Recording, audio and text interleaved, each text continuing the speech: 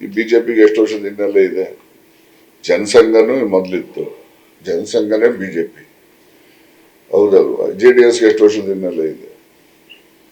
ಹೀಗೆ ಮತ್ತೆ ಈ ಒಂದು ಪಕ್ಷಗಳು ಇರಬಾರ್ದು ಅಂತಲ್ಲ, ಅವರು ಎಲ್ಲ ಇರಬೇಕು. ಎಲ್ಲ ಪಕ್ಷ ಪ್ರತಿಪಕ್ಷಗಳು ಬೇರೆ ಬೇರೆಯವರು ಸಿದ್ಧಾಂತಗಳನ್ನು ಹೇಳ್ತಕ್ಕಂಥವ್ರು ಈ ದೇಶದಲ್ಲಿ ರಾಜ್ಯದಲ್ಲೂ ಇರತಕ್ಕಂಥ ಅಗತ್ಯ ಇದೆ. ಆಯ್ತಾ? ಇದು ನಾವು ಕೆಲಸ ಮಾಡ್ತಕ್ಕಂಥ ರೀತಿಯಲ್ಲಿ ಜನಪರವಾಗಿ ಕೆಲಸ ಮಾಡ್ತಕ್ಕಂಥ, ದೇಶ ಕಟ್ತಕ್ಕಂಥದ್ದಾಗಬೇಕು. ನಮ್ಮ ದೇಶದ ಸಮಗ್ರತೆ ಮತ್ತೆ ಸ್ವಾತಂತ್ರ್ಯ ಅದನ್ನು ಕಾಪಾಡ್ತಕ್ಕಂಥದ್ದು ಹೊಸ ಜನರೇಷನ್. ಈಗೆಲ್ಲ ಹೊಸ ಜನರೇಷನ್ ಅಂದ್ರೆ ಸುಮಾರು 40% ಯೂತ್ಸ್ ಇದ್ದಾರೆ. ಈಗ ನಮ್ಮಲ್ಲಿರ್ತಕ್ಕಂಥ ಯೂತ್ಸ್ ಅಂತ ಹೇಳಿದ್ರೆ ಅದು ಒಂದು ಹ್ಯೂಮನ್ ರಿಸೋರ್ಸಸ್.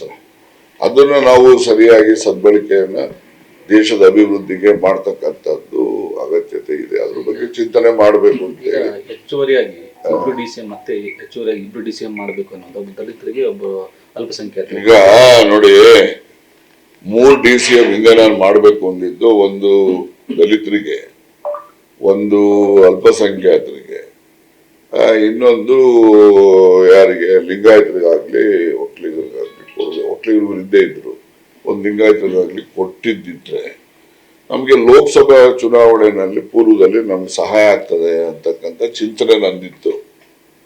ಈಗ ಬಿಜೆಪಿನವ್ರು ಮಾಡಿರ್ಲಿಲ್ವಾ? ಬಿಜೆಪಿನವರು ಈಶ್ವರಪ್ಪನ್ ಮಾಡಿದ್ರು, ಅಶ್ವಥ್ ನಾರಾಯಣ್ ಮಾಡಿದ್ರು,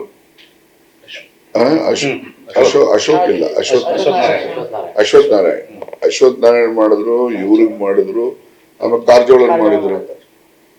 ಅವ್ರೇನು ಬುದ್ಧಿ ಇಲ್ಲದೆ ಮಾಡಿರ್ತಾರ? ಅವ್ರು ಮಾಡಿದ್ದು ಯಾಕೆ ಅಂದ್ರೆ ಚುನಾವಣೆ ದೃಷ್ಟಿಯಿಂದಾನೇ ಅವ್ರು ಮಾಡಿದ್ರು.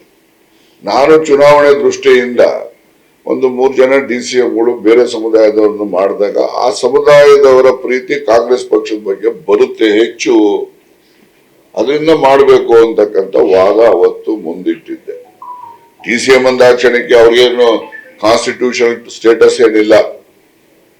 They are also one among cabinet ministers. ಆದ್ರೂ ಕೂಡ ಏನೋ ಪಕ್ಕದಲ್ಲಿ CM ಪಕ್ಕದಲ್ಲಿ ಎಲ್ಲ ನಾವು ಹೋಗಿ ಒಂದು ಪ್ರೋಟೋಕಾಲು ಒಂದು ಇದು ಇರ್ತದೆ. ಮತ್ತೆ ಆ ಸಮುದಾಯದ ಜನರು ನೋಡಿದಾಗ ಹೌದಪ್ಪ ನಮ್ಮವನ್ನು ಗುರುತಿಸಿದ್ದಾರೆ, ನಾವು ಕೂಡ ಈ ಪಕ್ಷದ ಪರವಾಗಿ ಇರಬೇಕು ಅಂತಕ್ಕಂಥ ಒಂದು ಪ್ರೀತಿ ಹುಟ್ಲಿ ಅಂತ ಹೇಳಿ ನಾನು ಆಗ ಅದನ್ನ ಹೇಳಿದವರು. ಇವ್ರು ಮಾಡ್ಲಿಲ್ಲ. ಇವರು ಈಗ ಅದಕ್ಕೆ ಮಾಡ್ತಾರೋ ಬಿಡ್ತಾರೋ ಹೇಳಿದೆ. ಮಾಡ್ಲಿಲ್ಲ ಅಂದಾಕ್ಷಣಕ್ಕೆ ನನಗೇನಿದ್ದಿಲ್ಲ, ಪಕ್ಷದ ದೃಷ್ಟಿಯಿಂದ ಹೇಳಿದ್ದೆ, ಮಾಡಿದ್ರು ಮಾಡ್ಲಿ ಬಿಟ್ರೆ